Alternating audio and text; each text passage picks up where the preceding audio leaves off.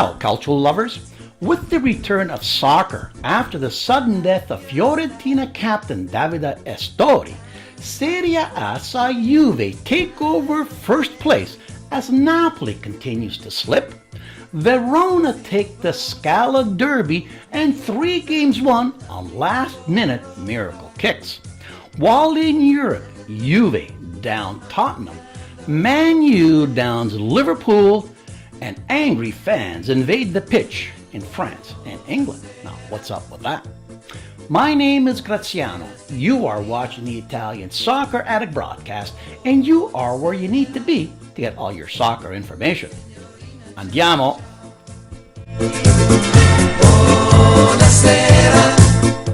Ciao amici del calcio, my name is Jim Felici and I too want to welcome you to the Soccer Addict broadcast. Now Graz, I hear that you are happy with the results of last week's Italian elections. Yes, Jim, you are absolutely right. Get it? Right? Yep, that's where they went. Left. The first game of the week saw Roma, fresh off their 4-2 victory over Napoli, follow it up with a home victory against Torino. Manolas in the 56th, who dedicated his goal to Davide Astori. De Rossi in the 73rd with his first goal of the year, and Pellegrini in stoppage time saw Roma skewer the Bulls from Torino 3-0. With this victory, Roma cements their third place spot. Now the highlight match of the week saw Napoli, after losing to Roma last week, they traveled to Milano riding a 26-game away unbeaten streak, and to take on an Inter team who had managed only 2 victories in their last 13 matches. What was billed as a barn burner, with both clubs needing a victory, they ended up a very, very boring and dull 0-0 tie. No highlights here, it was major boring. Wow. You know, Mourinho would be park the bus proud, as between them they only managed 3 shots on net. You got that correct. 3 shots on net in 19 minutes of soccer. Enough said. That's why there were no highlights. With this tie and last week's loss, Napoli have picked a bad time to go into a slump. Juventus, who last week beat Lazio with a last-minute Dybala goal, got 2 more La Gioia Magic to beat Udine in Torino 2-0. A perfect spot kick curler in the 20th and a worm burner in the 49th to give him 17 for the year. With this victory and a game in hand, Juve now lead Napoli by 1 point. Wow. And with 10 matches left, Juve still have to play Atalanta, AC Milan, Inter, and Roma, as well as Napoli. While the Partenopei only face AC Milan and Juve. So, can San Gennaro still make it happen? The schedule says, Poddas. We'll see. Be interesting. The Scala Derby between Verona and Chievo in Italy, city of love, my Sharona, has been played a total of 19 times, with both teams winning 7. Breaking the tie was Verona's Caracciolo in the 52nd as he volleyed a Verdi cross into the net, giving Ellis a 1-0 victory and bragging rights in the city of Romeo and Juliet. Wow, Shakespeare would be so proud. Serie A also saw 3 games settled with last-minute heroics. In Bologna, Atlanta got an 83rd minute goal from De Roon to ruin Bologna's day. AC Milan at Genoa, coming off a home loss to Arsenal in Europa League play, got a 94th minute Andre Silva goal, his first of the year, great time to get one, to beat the Grifoni 1-0. And leaving it even later was Ciro the Magician Immobile, who gave Lazio a 2-2 tie at Cagliari with a spectacular no-look back-heel chip in the 95th, which proves that it's never too late and whatever can happen usually happens in the this crazy game called soccer. Crazy indeed.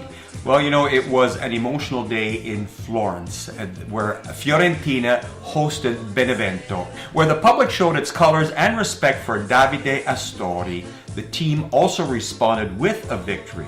Hitting the back of the net for the Viola was Victor Hugo in the 25th, heading in a corner to give them an emotional and well-deserved victory. On the lighter side, just to be clear here, this Victor Hugo, even though he made the Stregoni feel like Les Miserables, his real first name is Victor Hugo Francescoli de Souza, not to be confused with the hunchback guy. Wow. The Italian escape artist Crotone, who avoided relegation last year by going on a late run, are at it again, getting hot at the right time. Yesterday, they put forward by a stunned Sampdoria team in Calabria. And finally, the last game saw Sassuolo and Spal share the spoils with a 1-1 tie. My goal of the week comes from Italy's top scorer and possibly a Golden Boot winner, Ciro Immobile. His 24th of the year was a no-look, back heel chip. Come on, this isn't magic, it's witchcraft. Voodoo.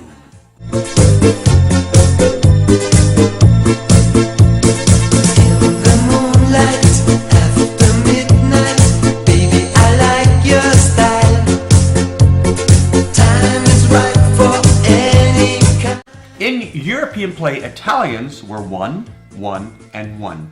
Juventus traveled to Wembley Stadium and they were tied 2-2 from the previous game.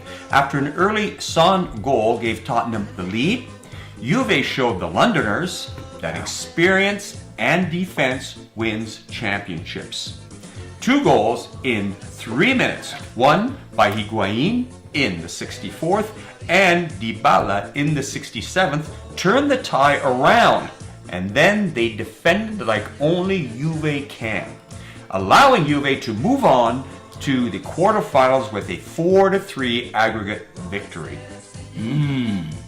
Although this version of Juve, missing Bonucci, Vidal, Pirlo, Pogba, on and on, showed some vulnerability. You can't play a 36-year-old Brizaglia at right back, but they did. They still had enough firepower and experience to take down the Londoners, which is good for Italy and great for Italian soccer, as we're not going to the World Cup. Yeah, Lazio gave up an 80th minute goal, which allowed the Chickens from Kiev to scratch a 2-2 draw on the road. While in Milan, Arsenal will take a 2-goal victory home to London.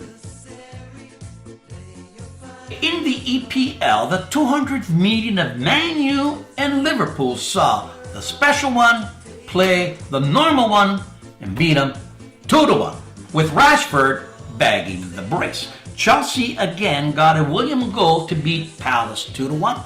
Arsenal put 3 by Watford as Peter Cech got his 200th clean sheet, and Tottenham put 4 by Bournemouth, but lost Prince Harry to 3 weeks to a wonky ankle. Man City, with a game in hand, lead Man U by 13, and Chelsea, who were last year's champs and this year's chumps, by a whopping 22 points. Wow. Ouch.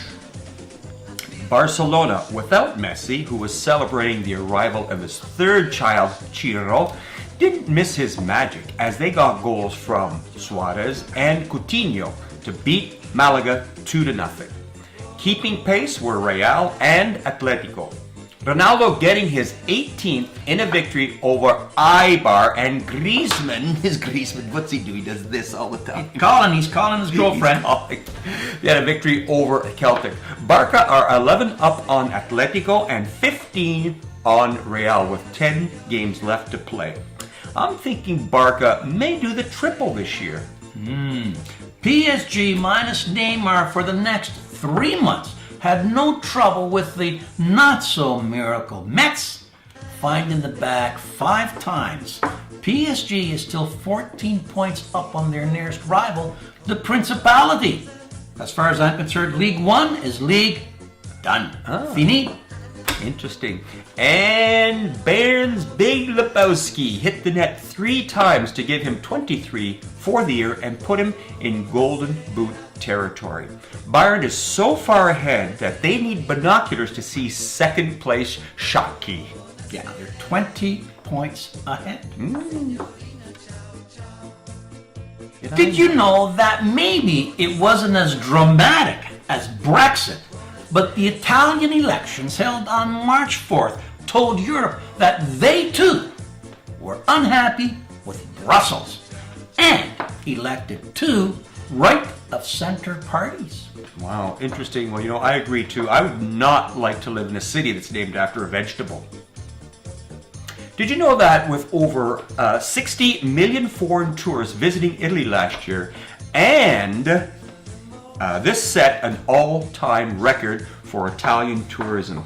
Yes, I know. I was in Sorrento last year and consistently had to fight for accommodations. Which, by the way, speaking of fighting, did you know that angry fans protesting their team's performance and management's lack of spending stormed the pitch in West Ham and Lille, resulting in fights, suspensions, and confusion? Well, look what's going on. And I thought the Boca Junior fans were crazy. Graz, tell me, what does this all mean? Very simple, Jim. The electorate was right. Okay. The only people invading our pitch are tourists. That's it for this week. If you like what you see, please tell your friends where to find the Soccer Addicts. Subscribe on YouTube and give us a like on Facebook. Alla prossima! Ciao! Jimbo! Alla prochaine! Arrivederci! Feel the motion.